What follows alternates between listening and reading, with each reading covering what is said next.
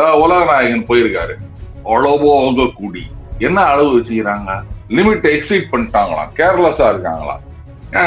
ரோட்ல போகும்போது speed limit 40, 50 அப்படின்னு வச்சிருக்கீங்க. டாஸ்மாக்ல வந்து குடிக்கிறதுக்கு லிமிட்டா வச்சிருக்கீங்க. காசு, பணம், துட்டு, மணி இதுதான் அவங்களுடைய ஒரே தாரக மந்திரம். இப்பெல்லாம் யாரும் வந்து உண்டியே பார்க்க முடியாது. யாருமே உண்டி கொடுக்கறது இல்ல. பாத்தீங்கல்ல, எதுக்குங்க மொத்தமா ஒரு செட்டில்மெண்ட் வந்துருது, லைஃப் செட்டில்மெண்ட். அப்புறம் இதெல்லாம் என்னத்துக்குன்னு நினைச்சிட்டாங்க போல. இத வந்து எடப்பாடியார் புரிஞ்சுக்கினாரு. நம்ம இதே மாதிரி இருந்த பார்லிமெண்ட் எலெக்ஷனுக்கு முன்னாடி கூட இவ்வளவு விகரசா அவர் அடிச்சு ஆடலைங்க.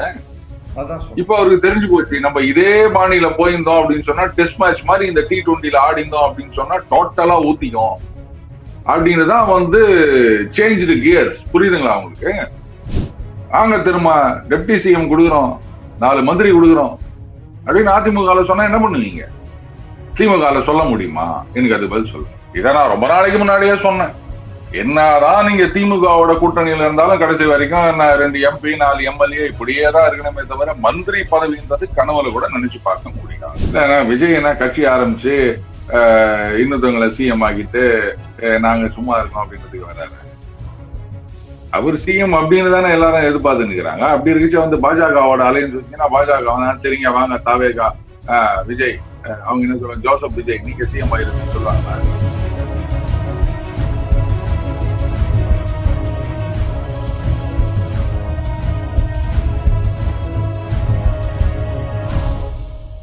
Hi friends, welcome to our channel தமிழக பல்ஸ்.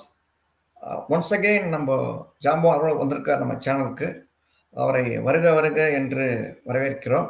அஃப்கோர்ஸ் இப்போ அவர் வந்து டெய்லி பஞ்சில் இருக்காரு. பட் ஜாம்பவான்ட்டு அடிக்க வராரு. ஸோ ஜாம்பவான் சொல்லலாம், அவரை தைரியமாக சொல்லலாம், ஜாம்பவான் அருண். அதில் வந்து ஃப்ரீக்வெண்ட்டாக வராரு. அதில் அதனால நம்ம வந்து சொல்லலாம். வணக்கம் சார். தேங்க்ஸ். வணக்கம் சுவாமி. வணக்கம். அதாவது நேல்கள் ரவி தெரியுமா? Famous actor. ஆமா சார். நேல்களுக்கு அப்புறம் அவர் எத்தனை படத்துல நடிச்சிருக்காரு. ஆனாலும் இன்னும் அவரை நேல்கள் ரவின்னு தான் சொல்லிட்டு இருக்கோம். அண்ட் லேட்டஸ்டா பாத்தீங்கன்னா தலைவாசல் விஜய், ஒரு விரல் கிருஷ்ணாராவ் கூட ஒருத்தர் இருந்தாரு. அதனால அது ஒரு பெரிய விஷயம் கிடையாது. ஆனா இப்படி கூட பெருமையா சொல்லிக்கலாம், call a rose by any name it's still a rose. What's in a name அப்படின்னாங்க ஒரு வாட்டி யாரோ சொன்ன. somebody told, I think Bernard Shaw நினைக்கிறேன், வாட்ஸ் இன் அ நேம் அப்படின்னு. ஸோ இப்போ வந்து சூழல் அரசியல் வந்து பார்த்தீங்கன்னா ரொம்ப அப்படியே திடீர்னு ஒரு பத்தி எரியற மாதிரி இருக்குது. இப்போ கள்ளக்குறிச்சி சம்பவம் வந்து பயங்கரமா ஒரு இது இருக்கு. Is it turning point in Tamil Nadu politics sir? What is your feeling sir? நிச்சயமா அது வந்து இப்போ தெரியாது. 2026 அதனுடைய ரெப்பர்கஷன்ஸ் எப்படியெல்லாம் இருந்தது, எப்படியெல்லாம் it took a turn for the worse இந்த கேஸ் ஆஃப் டிஎம்கே அப்படின்றத அப்பதான் அவங்க ரியலைஸ் பண்ணுவாங்க. இப்ப பொறுத்த வரைக்கும் வந்து இது ஒரு இன்சிடென்ட் மாதிரி அவங்க நினைக்கல அப்படின்னு தோணுது. அந்த அளவுக்கு ஒரு importance they are not attaching to this. அது ஏன்னு எனக்கு புரியல. ரொம்ப ஒரு கேஷுவல் அப்ரோச்ல தான் இது இருக்கு. அதுலயும் எதிர்கட்சிகள் குறிப்பா அதிமுக அவங்களுடைய சர்வைவலே இப்ப கொஸ்டின் அப்படின்னும் போது ரொம்ப விகரசா இறங்கி ஆடுறாங்கன்னு வச்சுக்கோங்களேன். சோ அதை கூட புரிஞ்சுக்காம இன்னைக்கு திமுக ரொம்ப ஸ்ட்ராக்கா இருக்காங்க. என்னப்பா போன வருஷம் மரகாணத்துல இருந்தது, அதுக்கப்புறமா நம்ம ஜெயிக்கலையா? இதெல்லாம் அப்படிதான் பேசிட்டு இருப்பாங்க 4 பேர் சோசியல் மீடியால. இதெல்லாம் பெருசா எடுத்துக்கணுமா அப்படின்னு நினைச்சிட்டாங்க போல இருக்கு. ஆனா கூட இருக்கவங்களே வந்து இதை பெருசா கேள்வி கேட்கறாங்க அப்படின்னும் போது அதனுடைய சீரியஸ்னஸ் எவ்வளவு பெருசா இருக்குன்றத அவங்க புரிஞ்சுக்க வேணாமா? பிசிகா இன்னைக்கு போராட்டம் பண்ற அளவுக்கு இறங்கிட்டாங்க. ஆளூர் ஷானவாஸ் கேக்குறாரு, நாங்க கொடி கட்டினா எங்கேயாவது ஒரு இடத்துல போய் கொடி கம்போன்றோம்னா அது போலீஸுக்கு தெரியுது, கள்ளச்சாராயம் காய்ச்சறது தெரியாதா? போலீஸுக்கு தெரியாம கள்ளச்சாராயம் நடக்குமா அப்படின்னு கேக்குறாரு. டில் நவ் அவங்க வந்து காவல்துறையை தான் குற்றம் சாட்டிட்டு இருக்காங்களே தவிர அடுத்த லெவல் அமைச்சர் முதலமைச்சர் அப்படின்னு அவங்க போல. மேபி ஸ்டெப் பை ஸ்டெப்பா ஆடலாம் அப்படின்னு நினைச்சிருக்காங்க போல இருக்கு. ஆனா காவல்துறை குற்றம் சாட்டுகிறார்கள் அப்படின்னு சொன்னா அப்ப அந்த காவல்துறைக்குன்னு பொறுப்பாக ஒரு அமைச்சர் இங்க வந்து முதலமைச்சர் இருக்காரு அப்படின்றது தெரியாதா? ஒண்ணு வேணாங்க, நீங்க வந்து ரயில் ஆக்சிடென்ட் நடந்ததுன்னா ரயில்வே துறையை யாரும் குற்றம் சாட்டுறது கிடையாது. எடுத்த உடனே ரயில்வே மினிஸ்டர் தான். ஆனா இதெல்லாம் நடந்தா மட்டும் அப்படியே கீழ்மட்டத்துல அப்படியே கொஞ்சம் தோழமை சுட்டு அமுக்கி வாசிக்கிறதுன்னு சொல்லுவாங்க இல்லையா, அந்த மாதிரி பண்ணிட்டு இருக்காங்க. பட் எவ்வளவு நாளைக்கு இதே மாதிரி கண்டினியூ பண்ணிட்டு இருக்க முடியும்? ஏன்னா மக்களுடைய வெறுப்பு, கோபம் அப்படின்றது வந்து ஒரு சின்ன டிப்பிங் பாயிண்ட், டேர்னிங் பாயிண்ட்னு சொல்றோம் இல்லையா, அந்த மாதிரி. அதுக்கு இவங்களுடைய இன்சென்சிட்டிவ் ரெஸ்பான்ஸ், குறிப்பா அந்த திருக்கரங்களால் வழங்குகிறார் அப்படின்றது. அண்டு இந்த டாஸ்மாக் அப்படின்ற விஷயத்துக்கு கூட இருக்கவங்களே நிறைய பேர் போயிட்டு முட்டு கொடுக்குறேன் அப்படின்னு சொல்லிட்டு பின்னாடி முட்டி தள்ளிவிட்டு வராங்க. உலக நாயகன் போயிருக்காரு, அளவோக கூடி என்ன அளவு வச்சுக்கிறாங்க, லிமிட் எக்ஸீட் பண்ணிட்டாங்களாம், கேர்லெஸ்ஸா இருக்காங்களாம். ரோட்ல போகும்போது ஸ்பீட் லிமிட் 40, 50 அப்படின்னு வச்சிருக்கீங்க, டாஸ்மாக்ல வந்து குடிக்கிறதுக்கு லிமிட்டா வச்சிருக்கீங்க. அப்ப அதுக்கும் ஒரு போர்டு போடுங்க, மது என்னது நாட்டுக்கு வீட்டுக்கு உடலுக்கு கேடு அப்படின்ற மாதிரி உங்களோட லிமிட் இவ்வளவுதான் அப்படின்னு. அதே மாதிரி இது கூட செய்யலாமே, அந்த லிமிட்டை தாண்டி குடிச்சிருந்தாங்கன்னு சொன்னா, இப்ப ஸ்பீட் லிமிட்டை தாண்டினா போலீஸ்காரங்க வந்து பெனால்டி போடுறாங்கல்ல, அப்ப அந்த மாதிரி பெனால்டி போடலாம். சோ நிறைய இன்கம் வரும், இந்த பக்கம் வந்து டாஸ்மாக்ல இன்கம் வரும், அங்க லிமிட்டை எக்ஸீட் பண்ணிட்டு போனா இந்த பக்கம் பெனால்டி போட்டு இன்கம் வரும். பரவாயில்ல, நல்ல ஐடியா கொடுத்துக்கிறாரு உலக நாயகன். இவரை ஃபைனான்ஸ் மினிஸ்டர் ஆகியிருக்கலாம் அப்படின்னு நினைக்கிறேன் சுவாமி. கரெக்ட். அவரை சும்மா உளறல் நாயகன், உளறல் நாயகன் நினைக்கிறேன். உலக நாயகனோட உளறல் நாயகன் தான் அவருக்கு பொருத்தமான பேர் நினைக்கிறேன். இஷ்டமா பேசுறது, either we cannot follow what he speaks, or இந்த மாதிரி ஏதாவது ஒரு சுத்தமான ஒரு பேத்தர்ல அவர் இஷ்டமா பேசுறாருங்க, நமக்கு அது கஷ்டமா பேசுற மாதிரி இருக்கு, ஒண்ணுமே புரியலையே. அதான் ஒண்ணுமே புரியாம இருக்கும். இல்லாட்டி இந்த மாதிரி ஏதாவது உணரெல்லாம் வந்து அளவோட குழி வளமா வாழ்ன்னு சொல்லிட்டு இஷ்டமா வந்து பேசணும். But is only eyeing for Rajya Sabha seat, அதுக்காக தான் அவர் அமைக்கி வாசிக்கிறாரு, அவருக்கு தெரியுது நல்லா, ரைட்? இல்ல, அது மோடி வந்து குறிப்பா திமுக கிட்ட ஒரு பெரிய பர்சனல் ரிக்வெஸ்ட் வச்சதா கேள்விப்பட்டேன். இவரெல்லாம் தயவு செஞ்சு ராஜ்யசபாவுக்கு அனுப்பிச்சிடாதீங்க, இவர் தமிழ்ல பேசினாலே ஒன்னும் புரிய மாட்டுது, இவர் ஒன்னும் ஹிந்தியில இங்கிலீஷ்ல தான் எதையோ பேசினா அவர் என்ன சொல்ல வராரு அப்படின்னு முதல்ல அந்த டிரான்ஸ்லேட் பண்றதுக்கு சில பேர் இருப்பாங்க, அவங்க தடுமாடி போயிடுவாங்க. அப்படியே ஒரு மாதிரி ஏதோ வேர்ட் டு வேர்ட் டிரான்ஸ்லேட் பண்ணாலுமே அதுக்கு என்ன சொன்னான்னு புரிஞ்சுக்கிறதுக்கு யாருக்குமே அந்த டேலண்ட் இருக்காதுன்னு நினைக்கிறேன். அப்ப என்ன ஆகும், அண்ணன் இருந்து பேசிட்டார் அப்படின்னு சொன்னா அதுக்கப்புறம் கிட்டத்தட்ட ஒரு வாரத்துக்கு சைலண்ட் ஆயிரும் எல்லாமே, யாரும் பதில் சொல்ல முடியாது, எந்த வேலையும் நடக்காது ராஜ்யசபால அப்படின்னு நமக்கு ஒரு கழுதையார் தகவல் வந்தது அப்படின்னு வச்சுக்கோங்களேன். அதுவும் கரெக்ட் தான். பட் இப்ப இந்த கள்ளக்குறிச்சி சம்பவத்தினால வந்து இப்ப has ADMK been given a lifeline, நீங்க என்ன நினைக்கிறீங்க? சப்போஸ் மாதிரி கட்சி தளர்ந்து போயிருந்த மாதிரி இருந்தது, இப்ப நேரா இபிஎஸ்ஏ நேர களத்துக்கு போயிட்டாரு, அவனுக்கு வந்து லைஃப் லைன் கொடுத்த மாதிரி கொடுத்தாங்களா டிஎம்கே? அதாவது லைஃப் லைன் கொடுத்தாங்க அப்படின்றத விட லைஃப் லைனை இவங்களா சூஸ் பண்ணிக்கிட்டாங்க அப்படின்னு சொல்லணும். இந்த இன்சிடென்ட் வந்து இதே மரக்காணத்துல நடக்கும்போது இந்த அளவுக்கு விகரசா எதிர்கட்சி தலைவர் செயல்படவில்லை, சரியா? சோ இந்த பாராளுமன்ற தேர்தல் அடி அப்படின்றது வந்து அவங்களுக்கு நிலைமை என்ன அப்படின்றத உணர்த்தி இருக்கின்றது. நீங்க வந்து அப்ப பாஜகவோட கூட்டணியில இருந்தீங்க, ஆனா அவங்களோட இருக்கும் போதே வந்து ஃபிரிக்ஷன் இருந்தது, வேற திமுகவோட அந்த அளவுக்கான ஃபிரிக்ஷன் கூட இல்லாம இருந்தது. இப்பதான் உண்மையான எதிர்கட்சி தலைவரா நடக்க ஆரம்பிச்சிருக்காரு. கரெக்ட். ஆனா சரியான நேரத்துல இந்த விக்கிரவாண்டி தேர்தல் வருது, இந்த நேரத்துல அவங்க வந்து அதை பாய்காட் பண்ண போறோம் அப்படின்னு சொல்லிட்டாங்க. இதுல கண்டெஸ்ட் பண்ணி இருந்தாங்க அப்படின்னு சொல்லியிருந்தா இந்த இஷ்யூடைய இம்பாக்ட் என்ன அப்படின்றது தெரிஞ்சிருக்கும். பட் இன்னொரு விதத்திலையும் நான் பாக்குறேன், அவங்க கண்டெஸ்ட் பண்ணாததும் ரைட், அதிமுகவுடைய பலம் அப்படின்றத விட திமுகவுடைய பலம் எந்த அளவுக்கு குறைந்திருக்கின்றது அப்படின்றது இந்த விக்கிரவாண்டி தேர்தல்ல நமக்கு தெரியும். இந்த கள்ளக்குறிச்சி சம்பவத்துக்கு ஏதாவது இம்பாக்ட் இருக்கா, மக்கள் அதை பெருசா எடுத்துக்கிறாங்களா, இல்ல என்னப்பா எல்லாம் அப்படிதான் சல்தாகன்னு போறாங்களா அப்படின்றது இந்த எலெக்ஷன்ல நமக்கு தெரிஞ்சிடும். சோ அந்த விதத்துல அதிமுக பார்ட்டிசிபேட் பண்ணாததையும் நான் வந்து ஒரு பாசிட்டிவா தான் நான் பாக்குறேன். அண்ட் லைஃப் லைன் அப்படின்னாலும் கரெக்ட், இன்றைக்கு வந்து அதிமுக அடித்து ஆட ஆரம்பித்திருக்கின்றார்கள், இறங்கி ஆடுறாங்க அப்படின்னு தான் சொல்லணும் கிரிக்கெட் பாஷையில. லைஃப் லைனா அப்படின்னா ஆட்சிக்கு வரும் அளவுக்கு அது பெருசா இருக்காது சுவாமி. ஏன்னா இந்த ஓட் ஸ்பிளிட் அப்படின்றது ஒண்ணு இருக்கு. அதே சமயத்துல இந்த விசிகா இப்ப வந்து தோழமை சுட்டுல இருந்து தோழமை குட்டு அதுக்கு ஒரு ஸ்டேஜ் மேல போயிருக்காங்க. அதை வந்து அதிமுக யூட்டிலைஸ் பண்ணிக்கணும். அவங்கள இந்த பக்கம் கொண்டு வந்தாலொழிய, ஏன்னா இப்ப வந்து அதிமுக திமுக மாதிரி ஆயிடுச்சுங்க. கூட்டணி இல்லாமல் அவங்களால ஜெயிக்க முடியாதுன்ற நிலைமை. தேமுதிகவெல்லாம் வச்சுட்டு நீங்க ஒண்ணும் பண்ண முடியாது.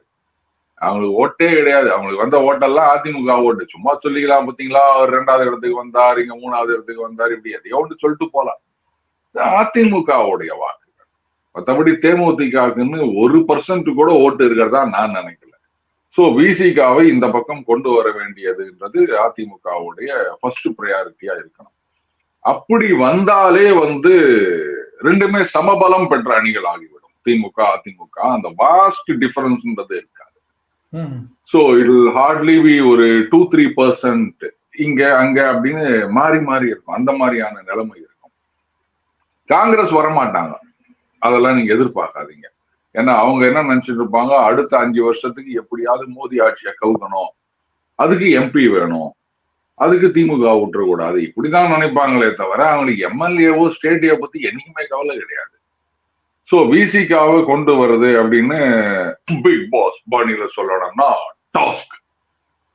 அந்த டாஸ்க்ல வின் பண்ணாங்கன்னா எலெக்ஷன்ல வின் பண்றதை பத்தி யோசிக்கலாம் சுவாமி.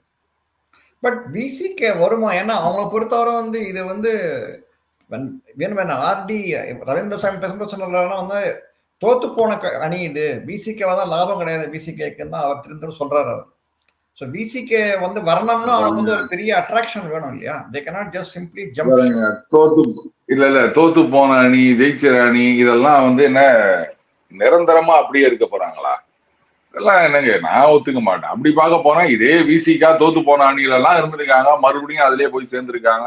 அதிமுகலையும் இருந்திருக்காங்க ஒரு காலத்துல. அதிமுக அணியில அங்க ஜெயலலிதா அவர்களோட அந்த கூட்டணி அப்படின்றது அந்த அளவுக்கு நல்லா இருந்தது. திரும்ப அவர்களே வந்து ஒரு சில இடங்கள்ல பேசியிருக்காரு. டைரக்டா நாங்க பேசி ஏதாவது பிரச்சனைகள் இருந்தா அதை சால்வ் பண்ணோம் அப்படின்லாம் சொல்லியிருக்காரு. சோ அது ஒரு இஷ்யூவே கிடையாது. ஒரு தடவை தோத்துட்டாங்கன்னா ஏன்னா அதுக்கப்புறம் அவங்க அவ்வளவுதான் முடிஞ்சு போச்சு, இனிமே தேர்தலில் போட்டியிடக்கூடாதுன்னு ஏதாவது சட்டம் இருக்கான்னு அதெல்லாம் ஒண்ணும் கிடையாது. நாங்க ஏற்கனவே சொன்ன எலிமினேட்டர் மேட்ச் அப்படின்னு. அந்த கூட்டணி இல்லை அப்படின்னு சொன்னா முடிஞ்சு போச்சு. கூட்டணி வந்தது அப்படின்னா லைஃப் லைன். அது வந்து ஒன்னும் பண்ண முடியாது. சோ இன்ஃபேக்ட் பாராளுமன்ற தேர்தலுக்கே அதுதான் நம்ம சொல்லியிருந்தோம். பிசிகா காங்கிரஸ் கம்யூனிஸ்டுக்கு அவங்களெல்லாம் இந்த பக்கம் கொண்டு வரணும். இவங்க பாமக கிட்ட வெளிப்படையா பேசினதுதான் இவங்க பண்ண தப்புன்னு சொல்லியிருந்தாங்க. கூட்டணி மாறி இருந்தால் ரிசல்ட் மாறி இருந்திருக்கும். பட் இப்பவும் ஒன்னும் காலம் கடந்து விடவில்லை சுவாமி. நிஜமா விசிகா வந்து வருவது அப்படின்றது அவ்வளவு ஒன்னும் என்ன சொல்றது இம்பாசிபிள்னா நான் ஒத்துக்க மாட்டேன் சுவாமி.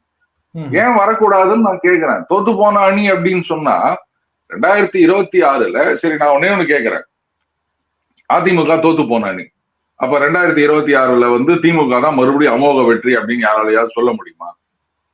ஆன்டி இன்கம்பன்சின்னு ஒண்ணு இருக்கும். ஆட்சிக்கு எதிரான எதிர்ப்பு, கோபம், வெறுப்பு அப்படின்றதெல்லாம் இன்னும் வளரக்கூடும்.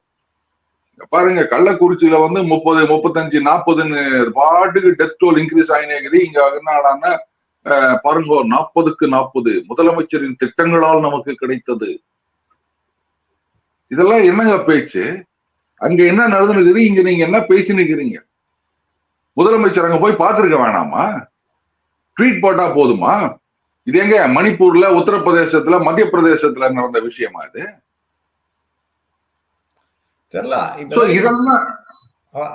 அவேரானே தெரியலையே இல்ல அவர் வந்து அந்த இந்த உலகத்துல இருக்காரானே டவுட்டா இருக்கு. ரைட், அது அண்ணன் முத்தரசன் அவர்களை கேட்கணும். அவர் சொல்லிட்டாரு, அதாவது முதலமைச்சருக்கு இது தெரியவே தெரியாது, டிஜிபிக்கும் தெரியாது. நான் கேட்கிறேன், இவர் வந்து இந்திய கம்யூனிஸ்ட் கட்சியோட தமிழ் மாநில தலைவருங்க. இவர் கட்சியில ஏதோ ஒரு டிஸ்ட்ரிக்ட்ல நிர்வாகிகள் 2 பேருக்கு சண்டை நடக்குது, இல்ல ஏதோ பண்றாங்கன்னு வச்சுக்கோங்களேன். அப்ப வந்து ஐயோ, மாநில தலைவர் முத்தரசன் அவருக்கு ஒண்ணுமே தெரியாதுங்க, மாவட்ட நிர்வாகிகள் கீழே இருக்க தொண்டர்கள் அவங்களுக்கு மட்டும்தான் தெரியும் அப்படின்னு சொன்னா அப்ப பொலிட் பியூரோல சும்மா இருப்பாங்களா? ஒண்ணுமே தெரியாம நீ என்னத்துக்கு தலைவரா இருக்க, நீ வெளில போ சொல்லுவாங்களா மாட்டாங்களா? இவர் சொல்றாரு, ரொம்ப கூலா சொல்றாரு. முதலமைச்சருக்கு தெரியாது. சரி, அவரு சொன்னாரு, அத்தோட விட்டாரா, டிஜிபிக்கும் தெரியாது அப்படின்ட்டாரு. ஆனா உள்ளூர்ல இருக்க போலீஸ்காரங்களுக்கு தெரியுமா, அப்புறம் அந்த மதுவிலக்கு பிரிவு தெரியுமா, அவங்களுக்கு எல்லாம் தெரியுமா? இன்னும் என்னென்னலாம் சொல்றாரு அவரு. நீங்க வந்து போலீஸ்ல கம்ப்ளைண்ட் கொடுத்தீங்கன்னா இந்த கள்ளச்சாராயத்தை பத்தி உயிரோடு இருக்க மாட்டீங்க. மெர்சல் காமிக்கிறாருங்க. யாராவது போயிட்டு கம்ப்ளைண்ட் கொடுத்தாங்கன்னா இவர் செய்தியை பார்த்த உடனே ஐயோ இவ்வளவுலாம் இருக்குதா, நமக்கு தெரியாம போயிடுச்சே, ஐயா முத்தரசன் ஐயா உங்களுக்கு ரொம்ப நன்றி அப்படின்னு வீட்டுக்குள்ளேயே தருவாங்க, தகவல் கொடுக்க மாட்டாங்க. அதாவது பெருமையா சொல்லிடுறாரு. இது இப்ப இல்ல, ரொம்ப காலமா நடக்குதுங்க. ரொம்ப காலமா நடக்குதுன்னு தெரியுது இல்ல அவருக்கு. அப்ப இப்ப சொல்றாங்கல்ல, கள்ளச்சாராயம் காய்ச்சல் இருந்தா கவர்மெண்ட்டுக்கு இன்ஃபார்ம் பண்ணுங்க, போலீஸ்க்கு இன்ஃபார்ம் பண்ணுங்கன்னு சொல்றாங்கல்ல. இவ்வளவு நாளா முத்தரசன் என்ன பண்ணிட்டாரு? சொல்றாரு பேசாம அவங்க வந்து மக்கள் தோழன்னு சொல்லி இருக்கிறாரு. அப்ப காலங்காலமா நடக்குது, ரொம்ப காலமா நடக்குது அப்படின்னு சொன்னாருன்னா சொல்ல வேண்டியது தானே, சட்டசபையில பேச வேண்டியது தானே, கள்ளச்சாராயம் வித்து நிக்கிறாங்க அப்படின்னு. ஏன் 15, 10ன்னு கொடுத்தா வாயை பொத்திக்கின்னு இருப்பாங்களா? அதான் கரெக்டா அவர் அங்க மாதிரி காயை நகர்த்திட்டாரு அவரு ஸ்டாலின். அப்ப 15-10 crores கொடுத்து வாயடைச்சு. என்ன யோகியத்தை இருக்குது இந்த கம்யூனிஸ்டுகளுக்கு? வாய் கூசாம சொல்றாரு ரொம்ப நாளா நடந்துட்டு இருக்குது அப்படின்னு சொல்லி. கூட்டணி விஷயம் இருக்கிறாங்க போலீஸ்காரங்களும் கள்ளச்சாராயம் காய்ச்சறவங்களும். நீங்க கம்ப்ளைண்ட் கொடுத்தீங்கன்னா அவங்களுக்கு முதல்ல இன்ஃபர்மேஷன் போயிருது. அது மட்டும் இல்ல, நீங்க வந்து போலீஸ்க்கு கம்ப்ளைண்ட் கொடுத்தீங்கன்னா உங்களை தான் கைது பண்றாங்க அப்படின்னு பேசியிருக்கிறதா தினமலர்ல செய்தி வந்திருக்கு. இதெல்லாம் தெரியுது இல்ல? ஏன் வாய மூடின்னு உட்காந்துருந்தீங்க? அந்த 15, 10 கண்ண மறையுதா? எத்தனை காலத்துக்கு தான்? அது சரி, தோழர் லீலாவதி வருஷம் அவங்க நினைவு நாள் கொண்டாடுவாங்க. தப்பி தவறி கூட அதுல வந்து யாரு காரணம்னு குற்றம் சாட்டினாங்களோ அவங்க பேரை போடவே மாட்டாங்க. தோழர் லீலாவதி கொலைக்கு யார காரணம்னு குற்றம் சாட்டினீங்களோ அவங்க கிட்டயே காய்ச்சி வாங்கின்னு கூட்டணி சேர்ந்து உட்காந்து நிக்கிறீங்க. வெக்கமா இல்ல உங்களுக்கு எல்லாம்? ஆமா, அந்த டிஎம்கே தான் காரணம். அப்போ பெருசா இது பண்ணானுங்க, அப்புறம் கடைசியில எல்லாம் மறந்து போய் வந்தாச்சு. காசு, பணம், துட்டு, மணி இதான் அவங்களுடைய ஒரே தாரக மந்திரம். இப்பெல்லாம் யாரும் வந்து உண்டியே பார்க்க முடியாது. யாருமே உண்டி கொடுக்கறது இல்ல. பாத்தீங்கல்ல, எதுக்குங்க மொத்தமா ஒரு செட்டில்மெண்ட் வந்துருது, லைஃப் செட்டில்மெண்ட். அப்புறம் இதெல்லாம் என்னத்துக்குன்னு நினைச்சிட்டாங்க போல. இல்ல, அதான் ஒரு ஜோக் கூட பார்த்தேன். ஐ திங்க் சாயின் போட்ட கார்ட்டூன் வந்தது பத்திரிகையில. இந்த மாதிரி இப்ப நம்ம பணம் வாங்க தெரிஞ்சு போயிடுச்சு மக்களுக்கு. People will demand money from us. சோஃபா நம்ம உண்டியில குலுக்கிட்டு இருந்தோம், மக்கள்லாம் கவனம் பணம் கொடுத்துட்டு இருந்தாங்க. இப்ப நமக்கு 10 crores இருக்குன்னா மக்கள் வந்து எதிர்பார்க்க ஆரம்பிச்சிருவாங்க ஓட்டுக்கு பணம். என்ன பண்றது? தேவர் ஸ்ட்ரகிளிங் சொல்லியிருந்தான் ஒரு ஜோக் ஒண்ணு வந்து. கரெக்ட் தான். தெரிஞ்சே இவ்வளவு வாங்கினாங்கன்னா அப்ப தெரியாம எவ்வளவு வாங்கியிருப்பாங்க அப்படின்னு நம்ம ஜனங்களுக்கு கேள்வி வரதானே செய்யும். என்னோட ஃப்ரெண்டு ஒருத்தர் சொன்னாரு, இந்த மாதிரி வந்து பொண்ணு பார்க்க போறாங்க, மாப்பிள்ளை வந்து கவர்மெண்ட்ல ஒர்க் பண்றாருன்னு வச்சுக்கோங்களேன், எவ்வளவு சம்பளம் அப்படின்னும் போது ஏதோ சொல்லியிருக்காங்க. அது கரெக்டுங்க, அது அக்கௌண்ட்ல வருது, அதுக்கு மேல அப்படின்னு கேட்டிருக்காங்க. அதுக்கு மேலாம் ஒண்ணும் கிடையாதுங்க, அப்ப வேணா போயிட்டு வாங்கட்டாங்க. அந்த மாதிரிதான் கேட்பாங்க. இன்னைக்கு அது பழக்கமாயி போயிடுச்சு இல்ல. தெரிஞ்சே நீங்க 15, 10 வாங்கினீங்கன்னா அப்ப தெரியாம எவ்வளவு வாங்கிருக்கீங்க, அப்ப நீங்க மட்டும் வாங்குவீங்க, எங்களுக்கு கொடுக்க மாட்டீங்களா? கரெக்ட் தான். ஏன்னா ஜனங்க வந்து எந்த அரசியல்வாதியும் அப்படியே வந்து யோகியங்க நினைக்கிறது இல்லை. நீ பண்ணத நானும் பண்றேன், என்ன அப்பா நீ 15, 10ன்னு வாங்குற, நான் வந்து சின்ன அளவுல வாங்குறேன், இப்படிதான் ஜஸ்டிஃபை பண்ணிட்டு இருக்காங்க. மக்களுக்கு பயம் போயிடுத்து. தட் இஸ் ஊழல் பண்ணி சம்பாதிக்கலாம், நம்ம எப்படியா சாமர்த்தியன்ற மாதிரி ஆயிடுச்சு. ஊழல்ன்றதெல்லாம் ஒரு விஷயமே இல்லை, அதை பார்த்து ஜனங்க ஓட்டு போடுறது இல்லை அப்படின்னு சொன்னவங்க தானுங்க இந்த டோலர்ஸ். அப்புறம் என்னதுக்கு ஊழல் ராணின்னு சொன்னாங்க? அது கரெக்ட், ஊழல் ராணின்னு சொன்னாங்க. அப்புறம் அவங்க வீட்லயே போயிட்டு ராஜ்யசபா சீட்டு கொடுங்க அப்படின்னு கெஞ்சி கூத்தாடி சீட்டு வாங்கினதெல்லாம் ஞாபகம் இல்லையா நமக்கு? என்ன யோக்கியதை இருக்குதுன்னு கேக்குறேன். இவங்களுக்கு எல்லாம் வந்து நேர்மை இதை பத்தி எல்லாம் பேசுறது. நாட்டை காப்பாற்ற போறாங்களா? எப்படி இப்படி அந்த ஊழல் பண்ணவங்க கிட்ட போயிட்டு எம்பி சீட்டு வாங்கினதான் நாட்டை காப்பாற்ற போறீங்களா? நீங்க கொலை பண்ணாதா குற்றம் சொல்லிட்டு அவங்க கிட்ட 15, 10 வாங்கின்னு கூட்டணி சேர்ந்துக்கின்னு அவங்களுக்கு முட்டு குத்துட்டு இருக்கிறதா வந்து நாட்டை காப்பாற்ற போறதா? அது ஒண்ணு. பட் ப்ராபப்லி இந்த விக்ரவாண்டியில வந்து ஏடிஎம்கே நின்று இருக்கலாமோன்னு தோன்றது சார், இல்லையா? பிகாஸ் இல்லங்க, அது நிக்காததும் ஒரு விதத்துல நான் பாசிட்டிவா தான் பாக்குறேன். ஏன்னா இப்போ அந்த ஆன்டி இன்கம்பன்சி ஆட்சிக்கு இப்ப அந்த கள்ளக்குறிச்சி சம்பவத்துல அந்த கோபம் நிஜமாகவே மக்கள் கிட்ட வந்திருக்கின்றதா, அது வந்து ஆட்சிக்கு எதிரான மனநிலையா திரும்பி இருக்கின்றதா அப்படின்றத பாக்குறதுக்கு இது ஒரு நல்ல சந்தர்ப்பமா இருக்கும். ஏன்னா எதிர்கட்சிகள் ஓட்டு ஸ்வீட் ஆகாது இல்லையா? But will ADMK vote for PMK அதான கொஸ்டின். நிறைய இடத்துல நீங்க கோயம்புத்தூர்லேயே பார்த்தோம் இல்லையா? Suppose if ADMK had worked really hard, they could have split the votes இல்லையா? அதை பண்ணாம இருந்ததால தானே வந்து திமுக ஜெயிச்சது இல்லையா? அதாவது அந்த அதிமுக கோயம்புத்தூர் இத பத்தி நிறைய கருத்துக்கள் சொல்லிட்டு இருக்காங்க. பட் நான் என்ன பாக்குறேன் அப்படின்னா, சரி, அதிமுக பாஜக ஒன்னா இருந்தா அவங்க சொல்ற மாதிரி மைனாரிட்டி ஓட்டுகள் அதிமுக விட்டு வெளில போயிடுது. அது ஒண்ணு. அடுத்தது, அதுல அதிமுக வந்து மூன்றாவது இடத்துக்கு வந்திருக்கின்றது கோயம்புத்தூர்ல, ரொம்பவே குறைவான வாக்குகள் வாங்கி இருக்கின்றன அப்படின்னா அந்த ஓட்டெல்லாம் திமுக போச்சுன்னு ஏன் நினைக்கிறீங்க? பாஜக போச்சுன்னு ஏன் நினைக்க மாட்டேங்கிறீங்க? இல்லையா, இஃப் ஏடிஎம்கே ஹேட் கண்டெஸ்டட் ப்ராப்பர்லின்ற அதான் சொல்றாங்க. பாருங்க, அவங்க வந்து அதுலயும் அந்த கேண்டிடேட் வந்து ரொம்ப நல்லா தான் வேலை பார்த்தாரு, நான் இல்லைன்னு சொல்லல.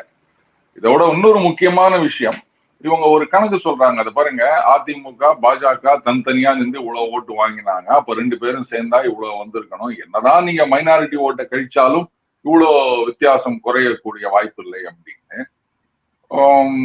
ஒரு விஷயம், இந்த அதிமுகவுக்கு வருகின்ற வாக்குகள்ல ஒரு ஒரு கணிசமான சதவிகிதம் பாஜக ஆதரவாளர்களுடைய வாக்கு இதுக்கு முன்னாடி வரைக்கும். ஏன்னா பாஜக தனியா இருந்தா ஜெயிக்காது, திமுக வந்துடும், அதிமுக ஓட்டு போடு அப்படின்னு. ஸோ ஏடிஎம்கேவுடைய ஓட் பேங்கை நீங்க பார்க்கும்போது அதுல கொஞ்சம் இந்த ரிசர்வ்னு சொல்லுவாங்க இல்லையா, அந்த மாதிரி இதை கழிச்சு தான் போடணும். ஸோ அதிமுக ஒழுங்கா தான் வேலை பார்த்தாங்க. குறிப்பா அந்த வேட்பாளர் வந்து ரொம்ப நல்லாவே வேலை பார்த்தாரு. சொல்ல போனா இனிஷியல் ஸ்டேஜ்ல பாருங்க, திமுக வேட்பாளரை பத்தின செய்தியே ஈவன் ஆளுங்கட்சி சார்பு ஊடகங்கள்ல கூட இல்லை. இந்த அதிமுக வேட்பாளர் அது ஐ எம் வெயிட்டிங்கா சம்திங், அப்புறம் அந்த சிங்க ராமச்சந்திரன். ஆமா, கரெக்ட். சோ இந்த மாதிரி விஷயங்களுக்கு தான் வந்து அவ்வளவு முக்கியத்துவம் கொடுத்து போட்டிருந்தாங்க. டிஎம்கே வேட்பாளரை சீன்லயே காணோம்னு வச்சுக்காங்க. அவர் ஒழுங்கா தான் வேலை பார்த்தாரு. ஆனா மக்கள் வந்து இது வேலைக்கு ஆகாது அப்படின்னு சொல்லிட்டு பாஜக ஓட்டு போட்டாங்க. அதான் மேட்ரு, வேற ஒண்ணும் கிடையாது. அது ஒண்ணு. பட் இப்போ திடீர்னு ஏடிஎம்கே வந்து அவங்க ஆகுன்றாங்க. இப்போ where will Annamalai go from here? இப்போ அவங்க இந்த அட்வான்டேஜ் இவங்க ஏடிஎம்கே பக்கம் போயிடுமா சார்? இப்போ இந்த இதுல கள்ளக்குறிச்சி சம்பவம் அதுதான் நான் சொல்றேன். அதாவது அந்த கூட்டணி மாறாமல் அது அட்வான்டேஜ் ஏடிஎம்கே அப்படின்லாம் சொல்ல முடியாது. விசிகா இந்த பக்கம் வந்தால் மட்டும்தான் அதிமுக வந்து ஆட்சியை பிடிக்க முடியும் அப்படின்ற ஒரு நம்பிக்கை கிடைக்கும். அது இல்லை அப்படின்னு சொன்னா அகைன் அட்வான்டேஜ் டிஎம்கே அப்படின்னு தான் நான் சொல்வேன். அதுல எந்த விதமான சந்தேகமும் கிடையாது. அண்ட் இதே ட்ரெண்ட் கண்டினியூ ஆச்சு, ஒருவேளை கூட்டணிகள் மாறுச்சு அப்படின்னு வச்சுக்கோங்களேன், அப்போ வந்து என்ன சொல்றது, நான் அதான் சொன்னல, அதிமுக திமுக கிட்டத்தட்ட ஒரு சமபலம் வாய்ந்த அணிகளாக இருக்கும். அது வந்து அவங்களுடைய கோர் ஓட் பேங்க் அப்படின்றத பொறுத்து. இப்ப அந்த நியூட்ரல் ஓட்டர்ஸ் யார் எவ்வளவு அட்ராக்ட் பண்றாங்க, இங்கதான் வந்து அந்த வின்னிங் போஸ்ட் யார் ரீச் பண்றது அப்படின்னு. சோ அதுக்குதான் நான் சொன்னேன், பாஜக கடுமையாக உழைக்க வேண்டும். ஒவ்வொரு தொகுதியிலையும் ஒவ்வொரு பகுதியிலையும் இந்த கட்சி கூட்டம் நடத்துவது, கொடி கம்பம் நடுவது அப்படின்னு இந்த 2 வருஷம் ஃபுல்லா அவர் சுத்தணும் தமிழ்நாடு மூலை முடுக்கெல்லாம். அப்ப மட்டும்தான் வந்து இவங்களும் வெற்றி அடைய முடியும் அப்படின்ற ஒரு இதோட களத்துல இறங்க முடியும். இல்லாட்டா ஆஸ் யூஷுவல் இந்த 11 15 ஆகுமா 18 ஆகுமா அப்படின்னு தான் பார்க்க முடியும். ஒரு 31 தான் டார்கெட்டா வச்சுக்க முடியும், 26 டார்கெட்டா வச்சுக்க முடியாது. 26 வந்து கொஞ்சம் ஆம்பிஷியஸ் தான் இவங்க பண்றது. பட் எனிவே அரசியல்ன்றது வந்து இட்ஸ் நாட் ஓவர் நைட்ல வந்து we cannot win, right? இல்ல, 26 ஆம்பிஷனா கூட வச்சுக்கலாம். ஆனால் இத வந்து எடப்பாடியார் புரிஞ்சுக்கினாரு. நம்ம இதே மாதிரி இருந்த பார்லிமெண்ட் எலெக்ஷனுக்கு முன்னாடி கூட இவ்வளவு விகரசா அவர் அடிச்சு ஆடலைங்க. இப்ப அவருக்கு தெரிஞ்சு போச்சு, நம்ம இதே பாணியில போயிருந்தோம் அப்படின்னு சொன்னா டெஸ்ட் மேட்ச் மாதிரி இந்த T20 ஆடிந்தோம் அப்படின்னு சொன்னா டோட்டலா ஊத்திக்கும் அப்படின்னு தான் வந்து சேஞ்ச் கியர்ஸ். புரியுதுங்களா உங்களுக்கு? கரெக்ட். சோ அவர் புரிஞ்சுட்டு ஆட்டத்தை மாத்திக்கினாரு. அப்ப அதை புரிஞ்சுக்கிட்டு பாஜகவும் அதுக்கேற்ற மாதிரி அவங்களுடைய கேமை மாத்திக்கணும். இதுதான் நான் சொல்றது. அப்ப இவங்களும் வந்து ரொம்ப விகரசா இறங்கி ஆடணும். இந்த திமுகவின் மீதான குற்றச்சாட்டுகள், அதுக்கப்புறம் ஏதாவது என்ன சொல்றது, மத்திய அரசுல நிலுவையில் இருக்க வழக்குகள், இதெல்லாம் ஸ்பீட் அப் பண்ணணும். அதுக்கப்புறம் நான் சொல்ற மாதிரி களத்துல இறங்கி வேலை பார்க்கணும் 2 வருஷம். இத பண்ணா இவங்களும் வந்து 3 சமபலம் வாய்ந்த அணிகள் அப்படின்ற மாதிரி இருக்கும் அந்த களம். ஓகே. பட் அப்படின்னா வந்து பட் டிஎம்கே வந்து they won't allow VCK to exit இல்லையா? இப்படிதான் பிடிச்ச they will try to keep them with them இல்லையா? எப்படி பிடிச்சி வைப்பீங்க? 20 சீட்டு தருவோம்னு சொல்லுவீங்களா? அப்படிதான் டெப்டி பண்ணணும். சிஎம் தருவோம்னு சொல்லுவீங்களா? டெப்டி சிஎம் தருவோம்னு சொல்லுவீங்களா? இப்ப 6னா இப்ப ரெண்டு எம்பினா they have at least 12 சீட்ஸா கொடுத்தாகணும் அவங்களுக்கு இல்லையா? சரிங்க, அதிமுக 25 சீட்டு தரோன்றாங்க, டெப்டி சிஎம் தரோன்றாங்க, 2 மினிஸ்டர் தரோன்றாங்க. எது பெட்ரு? But if VCK joins ADMK, they will lose support in the southern districts or கோயம்புத்தூர்ல. நீங்க கோயம்புத்தூர்ல அப்படி நீங்க சொல்றீங்க. அப்ப இப்ப விசிகே திமுகவோட இருக்கும்போது தானே வந்து சதர்ன் டிஸ்ட்ரிக்ட் ஆகட்டும் இல்ல கோயம்புத்தூர் ஆகட்டும் அவங்க ஜெயிச்சாங்க. அதுக்கு என்ன சொல்ல போறீங்க? அவங்களுக்கு they have minority votes sir. DMK அதே மைனாரிட்டி ஓட்டு அப்ப விசிகா இந்த பக்கம் வந்தா வராதா? டவுட் தான் நினைக்கிறேன். அப்படிதான் கிடையவே கிடையாது. சரி, அதான் நான் சொல்றது. விசிகா தனியா நின்றது அப்படின்னு சொன்னா 1% கூட வாங்க முடியாது. ஆனா ஒரு கிரெடிபிள் அலையன்ஸ்ல இருந்தாங்கன்னு சொன்னா 10ல இருந்து 12% ஓட்டு அவரால் ஸ்விங் பண்ண முடியுங்க. அது இருக்கு. அதனாலதான் இன்னைக்கு எல்லாம் சொல்றாங்க விசிகா வந்ததுன்னா உங்களுக்கு இந்த பக்கம் ஓட்டு வராது, அந்த பக்கம் ஓட்டு வராது. அப்ப திமுக எப்படி வருது? அந்த மைனாரிட்டி ஓட்டுன்னு நீங்க சொன்னீங்கன்னா அந்த மைனாரிட்டி ஓட்டுக்கு ஒரு என்ன சொல்றது நம்பகம் தன்மை வாய்ந்த தலைவரா திரும்ப இல்லையா? அதனால இந்த கணக்கெல்லாம் என்னால ஏத்துக்க முடியாது. அவரு இந்த பக்கம் வந்தாருன்னா ஆட்டோமேட்டிக்கா அங்க திமுக வந்து மினிமம் -8, இந்த பக்கம் வந்து ஒரு +8, அந்த மைனஸோட சேர்க்கும் போது அதுக்கு ஏற்ற மாதிரி பாத்துக்கங்க நீங்க அரித்மெட்டிக். இல்ல ஏன் சொல்றேன்னா அவங்க லாஸ்ட் டைம் வந்து இப்ப அசம்பிளிலே வந்து பார்த்தோம்னா ADMK won lot of seats in 2021 in western district because of Thirumavalavan தான் சொல்றாங்க. Lot of DMK lost lot of seats in. அதெல்லாம் கிடையாதுங்க, அதெல்லாம் கிடையவே கிடையாதுங்க. அப்படி பார்க்க போனா சரி, நான் ஒண்ணு சொல்றேன். திமுகவிடம் மைனாரிட்டி ஓட்டுகள் இருந்தது, இருந்தாலும் வந்து திருமா ஃபேக்டர்னால அதிமுக இங்க ஜெயிச்சதுன்னு சொல்றீங்க. சரி, இப்போ வந்து அதிமுகவுக்கு மைனாரிட்டி ஓட்டுகள் லாஸ் ஆயிருந்திருக்கணும் 2021ல, பிகாஸ் அவங்க பிஜேபியோட அலையன்ஸ்ல இருந்தாங்க. 2024ல பிஜேபி விட்டு வெளில வந்துட்டாங்கல்ல. அப்ப அந்த மைனாரிட்டியில கொஞ்சம் பேராவது அதிமுக பக்கம் வந்திருக்கணும்ல. கூடவே இந்த எஸ்டிபிஐ கட்சியை வேற கூட்டணியில சேர்த்துக்கிறாங்க அதிமுக. ஞாபகம் இருக்கா? அப்ப மைனாரிட்டி வாக்குகள் கொஞ்சமாவது இந்த பக்கம் வந்திருக்கணும் இல்லையா? இன்ஸ்பைட் ஆஃப் தட் அதிமுக வென்ற வெஸ்டர்ன் பெல்ட்லயே திமுக ஜெயிச்சிருக்குதுன்னா என்ன அர்த்தம்? விசிகா இங்க வருது இல்லங்க, விசிகா இங்க கொண்டு வருதோ இல்ல விசிகா இங்க வருவதோ அதெல்லாம் ஒரு பெரிய விஷயமே கிடையாது. ஏங்க இவர் பாராளுமன்ற எலெக்ஷனுக்கு முன்னாடி தானங்க சொன்னாரு நீங்க வந்து மதுவை எதிர்த்து போராடுவதாக இருந்தால் எடப்பாடியோட இணைந்து போராட தயார்னு சொன்னாரு. இதுக்கு என்ன அர்த்தம் சொல்வீங்க நீங்க? பாஜக விட்டு வெளில வந்தீங்கன்னா அவங்க எதிர்காலம் பிரகாசமாக இருக்கின்றது அப்படின்னு சொன்னாரு. அப்ப நான் இந்த பக்கம் பல்பு ஃபியூஸ் போடும் தானே அர்த்தம். வாங்க திரும்ப டெப்டி சிஎம் கொடுக்குறோம், 4 மந்திரி கொடுக்குறோம் அப்படின்னு அதிமுக சொன்னா என்ன பண்ணுவீங்க? திமுக சொல்ல முடியுமா? எனக்கு அது பதில் சொல்லுங்க. அது என்னமோ வாஸ்தவம் தான். அப்புறம் இதை நான் ரொம்ப நாளைக்கு முன்னாடியே சொன்னேன். என்னதான் நீங்க திமுகவோட கூட்டணியில இருந்தாலும் கடைசி வரைக்கும் 2 MP 4 MLA இப்படியே தான் இருக்கணுமே தவிர மந்திரி பதவின்றது கனவுல கூட நினைச்சு பார்க்க முடியாது. நம்ம தூண்டு மதிமுக இன்னைக்கு ஒண்ணுமே இல்லாம ஒன் மேன் பார்ட்டியா இருக்கிற மதிமுக கூட சென்ட்ரல் மினிஸ்டர்ல இருந்து 2 பேரை வச்சிருந்தாங்க வாஜ்பாய் பீரியட்ல.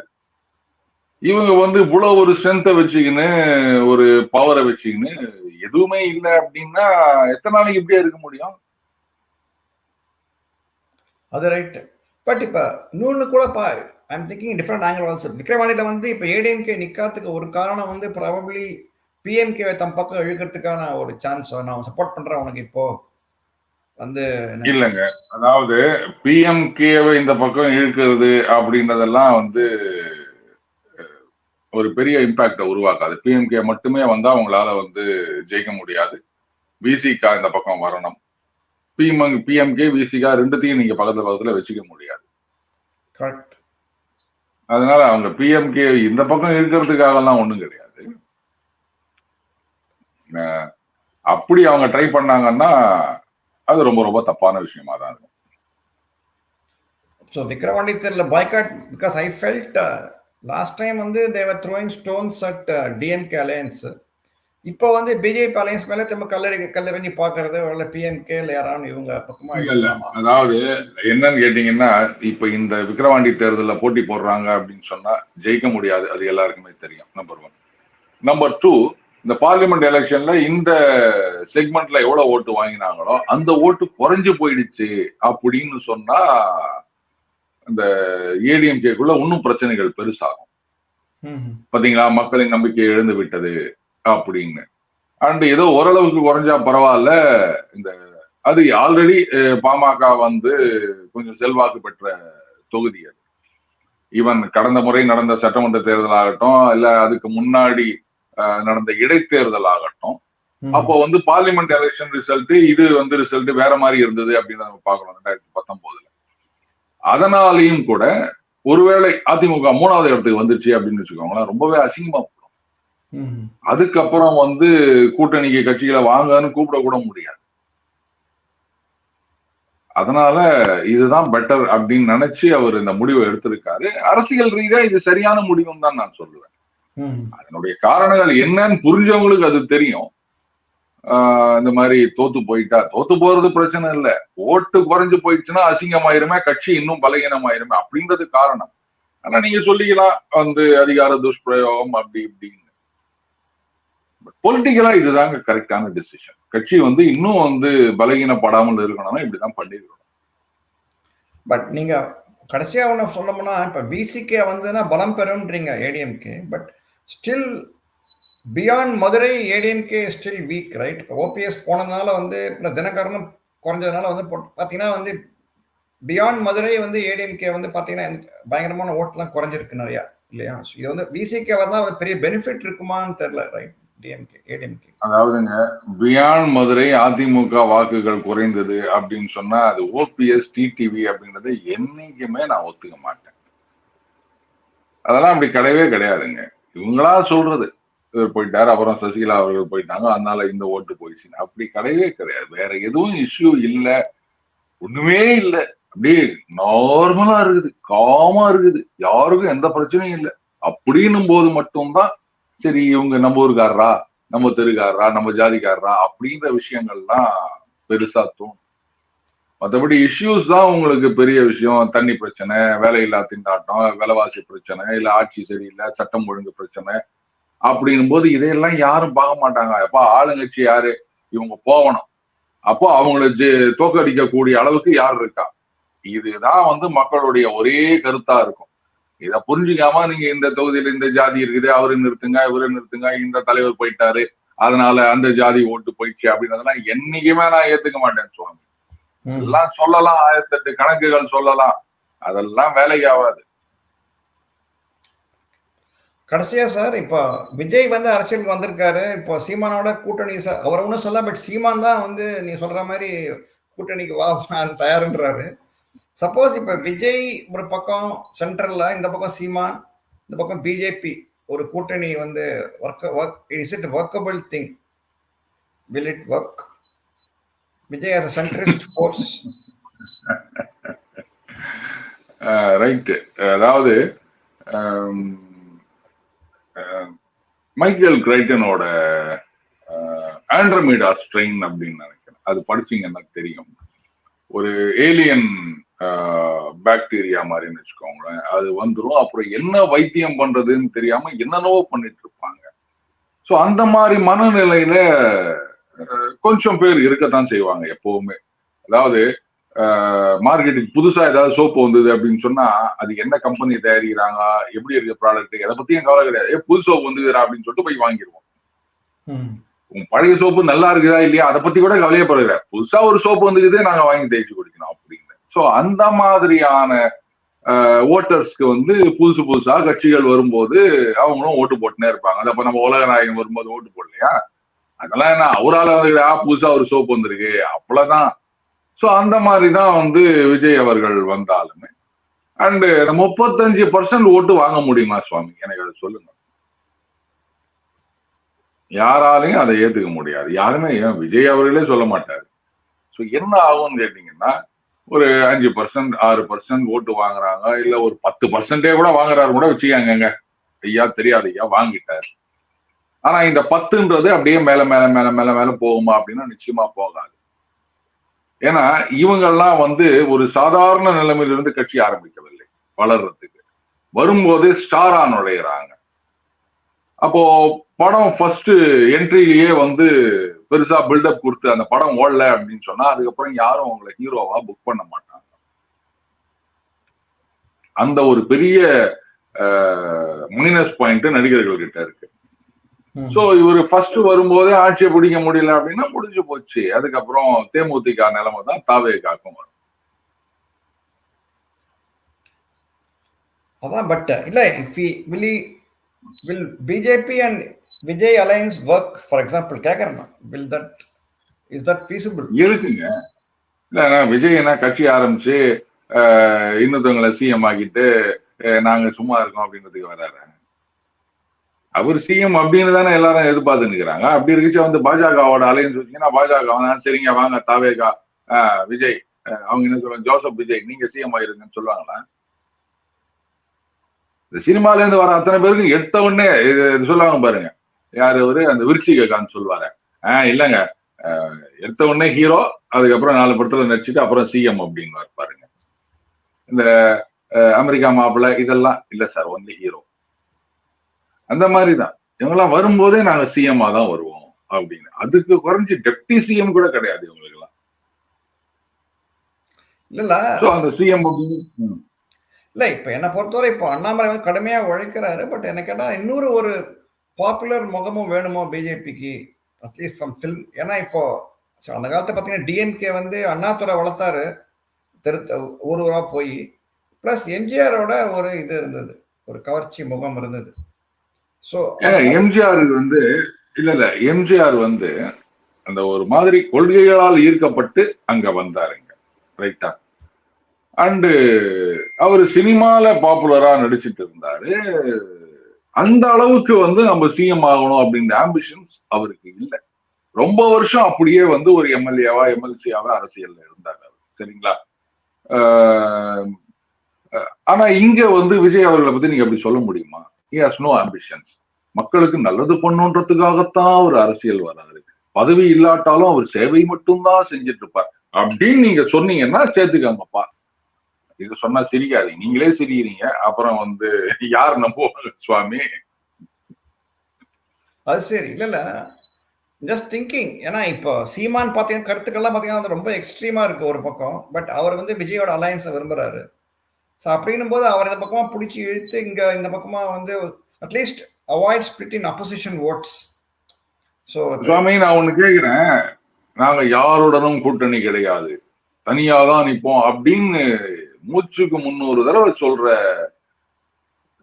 சீமான் எதுக்கு வந்து இவரா உட்காந்து ஐயோ தம்பி வந்தா நாங்க கூட்டணி சேருவோம்னு குதிச்சு நிற்கிறாரு? யாராவது கேட்டீங்களா? ஏங்க கூட்டணி கிடையாதுன்றது உங்க கொள்கை, ஏங்க அவரோட மட்டும் கூட்டணிக்கு போறேன் ஏன் யாருமே கேட்க மாட்டேங்கிறாங்க அவரு? ஏன்னா சார் சீமான் ஓட்டுல வந்து கொஞ்சம் விஜய் ஓட்டு இருக்கு. 2% சரிங்க, ஓட்டு இருக்கு ஓட்டு இல்ல அது வேற விஷயம். என்னோட கேள்வி இதுதான், கூட்டணியே கிடையாது இதான் எங்க கொள்கைன்னு சொல்லிட்டு ஏன் அவரோட போய் கூட்டணி சேரணும்னு இப்படி வந்து தகான்னு குச்சி நிக்கிறீங்க? லாஜிக்கலான கொஸ்டின் தானே இது. திமுகவோட சேரமாட்டார், அதிமுகவோட சேரமாட்டார், பாஜகவோட சேரமாட்டார். ஆனா 26 வரைக்கும் அரசியலே பண்ண மாட்டோம்னு சொல்லி நிக்கிற தாவேகாவோட நாங்க வந்து சேரணும்னு குச்சி நிக்கிறாரு. என்ன காரணம்? உங்க கொள்கைக்கே முரண்பாடா இல்லையா அப்படின்னா சீமான் கிட்ட அதெல்லாம் கேட்கக்கூடாது. ஏன்னா அவர் எப்பவுமே முரண்பாடாதான் பேசுவார். இங்க ஒண்ணு பேசுவார், நாளைக்கு இன்னொரு இடத்துல இன்னொன்னு பேசுவார். காமெடியா இருக்கும். இதுக்கு அதுக்கும் டைமெட்ரிக்கலி ஆப்போசிட்டா இருக்கும். யாரும் கேள்வி கேட்கக்கூடாது. வந்தீங்களா பாத்தீங்களா சிரிச்சுட்டு போயினேன். எஸ்எஸ்ஐ டிராமா எல்லாம் சொல்லுவாரு, இது பாருங்க 100 நிமிஷத்துல 200 சிரிச்சுட்டு போயினே இருக்கணும், சிந்திக்கலாம் கூடாது அப்படின்வாரு. அதே மாதிரிதான் வந்து சீமான் அவர்களுடைய பேச்சும். ஏங்க நேற்றுக்கு நீங்க அப்படி சொன்னீங்களா, இதுக்கு மாறா இப்படி பேசுறீங்களா அப்படின்னாரு, முடிஞ்சு போச்சு. ஓகே சார், நம்ம நிறைய பேசியிருக்கோம் இன்னைக்கு. இந்த spoke well. I think we had a good conversation. Thanks again for joining, sir, at short notice. Thanks, Swami. Once again, sir. Thanks, sir. Jai Hind.